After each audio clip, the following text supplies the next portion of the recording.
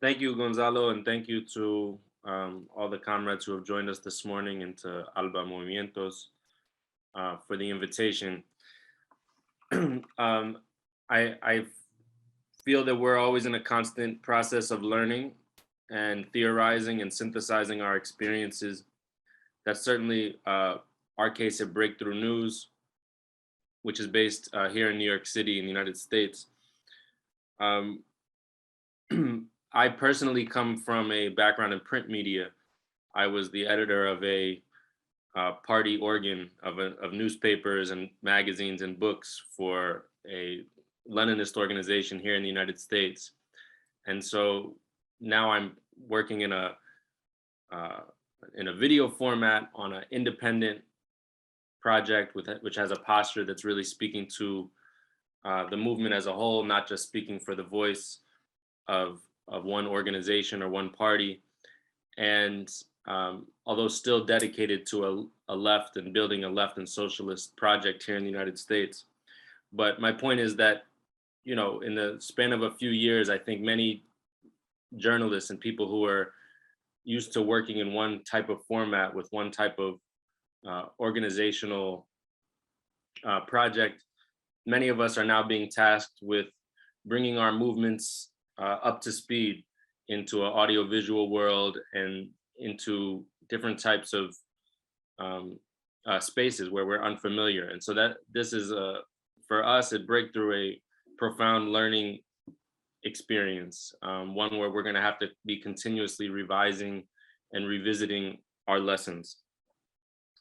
And I'm really excited and to hear from everyone else as well. A little introduction into our project, which is called Breakthrough News. Our project is focused almost exclusively on what's called new media, although it's not so new anymore, on YouTube, social media, and podcasts. We were started just really a month before the pandemic began, February 2020. So we've recently celebrated our 2 years in existence. I want to just speak to what kind of our founding mission is and how I think that to the extent to which we have succeeded, where we have not succeeded. And then I want to speak a little bit about how we're viewing the media climate inside the United States, especially with respect to censorship in the current political conjuncture with the war in Ukraine, which for us is a great concern and is raising some sort of fundamental questions about how we can continue this work. We started Breakthrough News because of a crisis that we could see, the two separate crises. One, there's a crisis in terms of the left media in particular.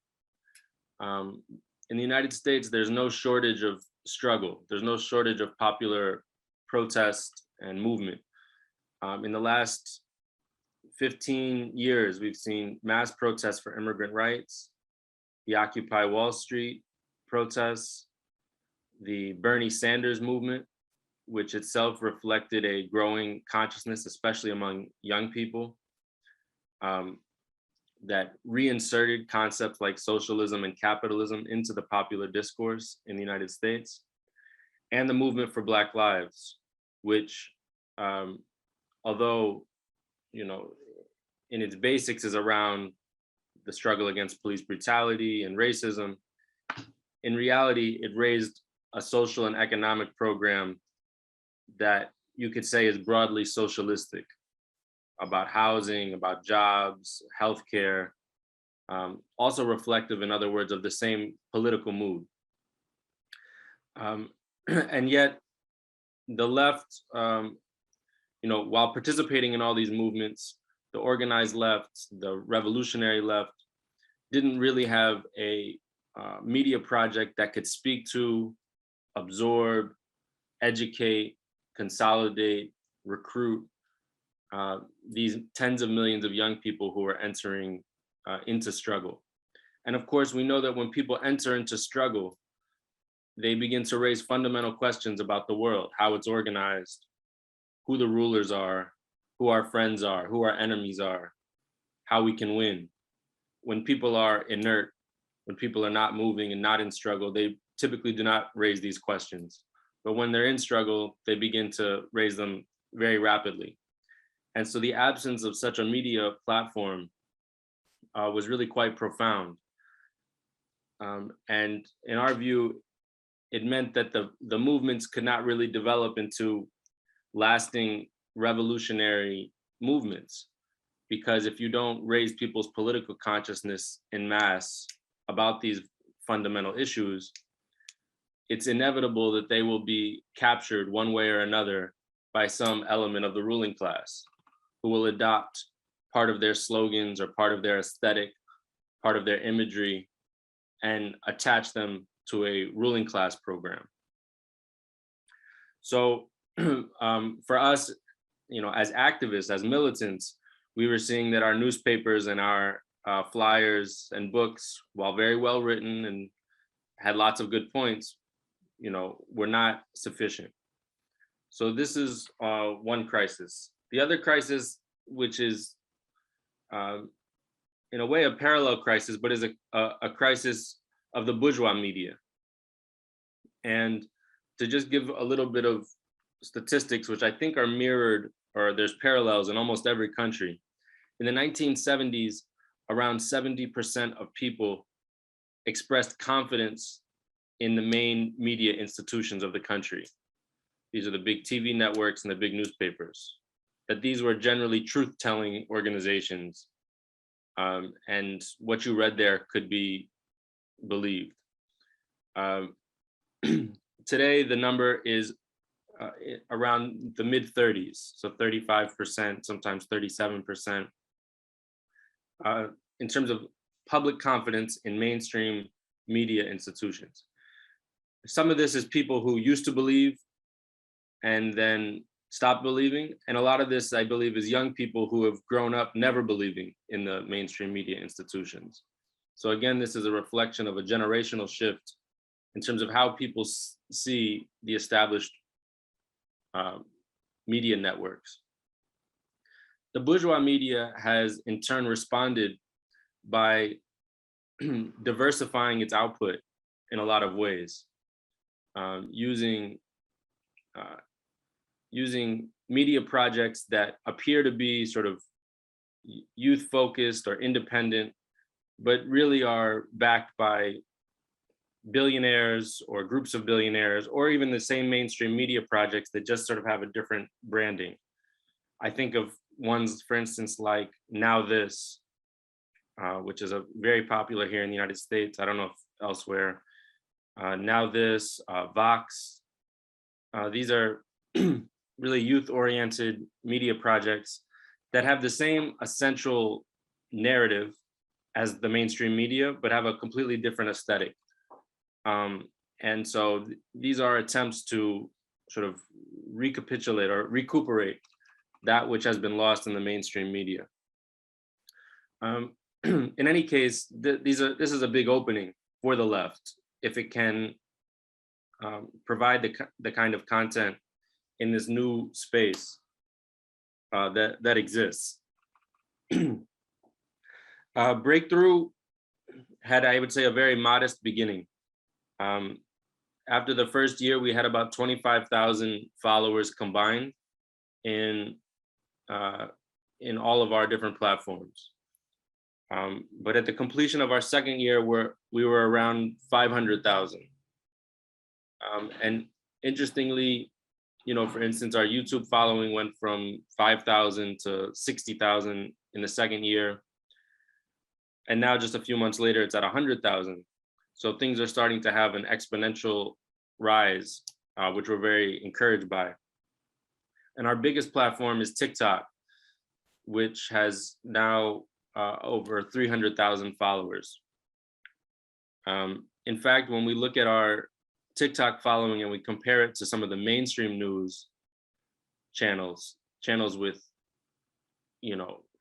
enormous resources, where outperform some of them. Like we have more TikTok followers than Fox News or NBC or ABC, not ABC, NBC. And I think we're like the 8th or 9th largest news platform on TikTok right now in the United States. And I have to say, a lot of this was largely accidental. We had no grand strategy going into it, but we discovered certain types of videos that were doing very well and were accumulating large numbers of followers. There were videos of, for instance, veterans of the United States military who had become anti-war, interrupting George W. Bush at a speaking event. And the video of their interruption of him, denouncing him, we put up first. It went viral. And then the next few days, we interviewed the veterans who had done this. Those also went viral. Very interesting that this kind of content does so well on TikTok, these sort of protest disruptions. And if there was an actual translation of our name, Breakthrough, I would say it's something like disruption. The idea that we want to be disruptors, sometimes literally, if need be, like interrupting George W. Bush, but also figuratively about disrupting the larger narratives that we're encountering.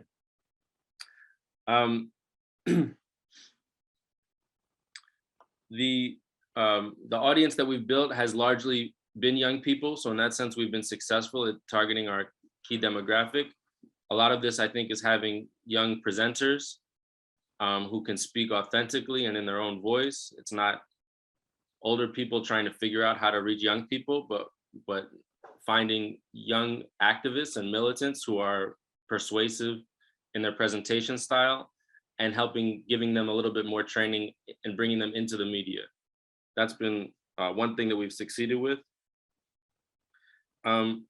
Also, we've recognized that in terms of content that really does break through, that can travel further, there's basically 3 different tones or registers in the United States, at least, that we feel do this. Content that is indignant, angry, basically, without being sort of screaming, but angry, indignant. Second, wholesome, content that makes you feel good. And funny, wholesome, funny, and indignant. None of us are super funny, so we haven't been making any comedy videos yet. We don't yet know how to make political content that's very wholesome. So at this point in our development, we're mostly sticking with indignant and angry.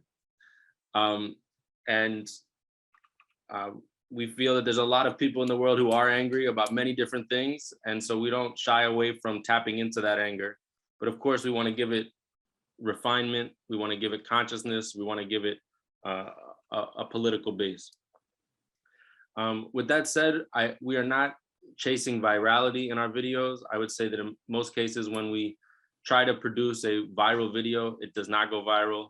And often things that we expect will not go viral do go viral. And in part, this is because, I don't think any of us are so brilliant that we can just figure out mass consciousness of tens of millions of people behind our computers. There's an element of this that is spontaneous. Of course, we're very happy when something does go viral, but it's not what we're chasing. What we're chasing is content that we believe disrupts the mainstream narrative at any given point, and that speaks to this sense that people have, which is very powerful, which is that they've been lied to their whole lives, and how to constantly come back to this theme that you've been lied to and you're being lied to, and here's the real story. There's a saying in English, at least, about preaching to the choir. I don't know if this exists in other languages, but it's usually said dismissively, that if someone is preaching to those who are already converted, that you are therefore wasting your time. In fact, we believe we are preaching to the converted in one sense, that what people are consuming media for most of all these days is they're looking for they're looking for ammunition. They're looking for arguments that are put forth in a way that is presentable, persuasive enough that they can share it with their friends and their family and on their timelines with people who might not be fully converted, but might have an open mind. So a lot of what we think we're doing is giving the converted, the audience of people who are already of the left, content that they can share with people who are open to the left.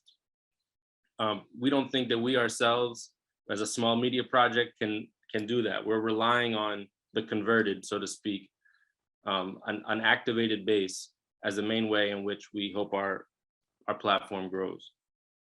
How much time do I have left?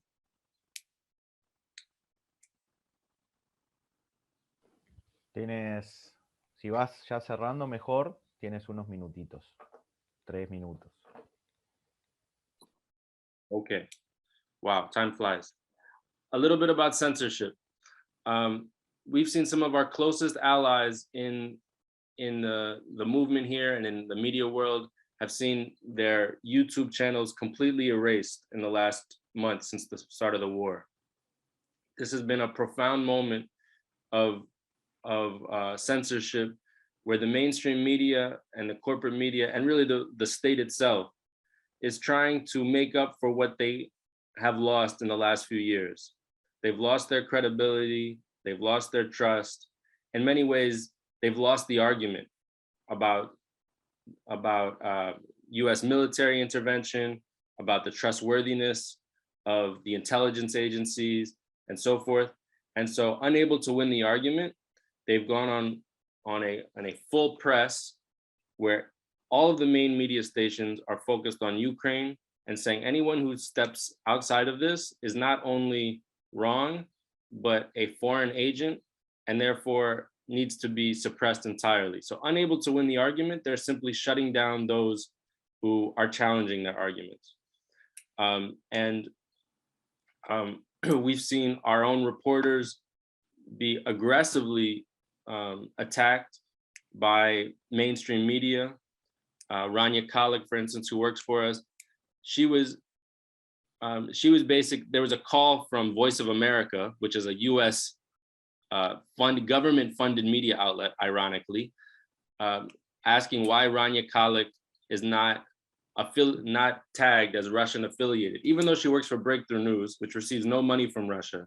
Just the fact that she was carrying, quote, narratives, Russian narratives, this now becomes an excuse for being tagged as Russian state media. And actually the journalists on the other side, if we talk about a battle of ideas, the corporate media are like the frontline soldiers in this. They are actually aggressively calling Twitter, calling YouTube, why haven't you shut this down yet? Why haven't you tagged this yet as Russian affiliated? We've seen this really increase in the last few days. Another close friend yesterday was written about in the New York Times for voicing the conspiracy between, entre comillas here, conspiracy that the US orchestrated a coup in Ukraine in 2014. Something that is common knowledge through most of the world. This now becomes a conspiracy, and the corporate media operating through these, what they call fact-checking institutions, which are not neutral at all, are then pressuring the social media companies to be more aggressive against left and independent media outlets. This is a problem that we hope does not lead to our censorship, but we know very likely will lead to shadow bans, which are the sort of soft censorship that can be equally effective, where our channels are not shut down, but they're simply not displayed to our followers. And I think that this is a problem that we don't really have an answer for right now. And we're hoping that that we have enough of a following and enough of an audience that we can continue to make and distribute content. And we're hoping on people themselves to share it if our own mainstream, if our main channels get shut down. And we're hoping that somehow through our international alliances, we can collectively come up with a solution here. Because the problem that I think we all recognize is that we rely almost entirely on the infrastructure of our enemies. And so we are only sort of surviving at their mercy and at their grace. And at a moment like this, a time of war, when all concepts of free speech are revealed to be entirely hollow, when all declarations of liberty and democracy are shown to be completely hypocritical, the mercy and the grace in which we are surviving on their infrastructure can be very quickly taken away. And so these are the things that are keeping us up at night, but hopefully someone here has a great idea for how we can avoid this problem. Thank you.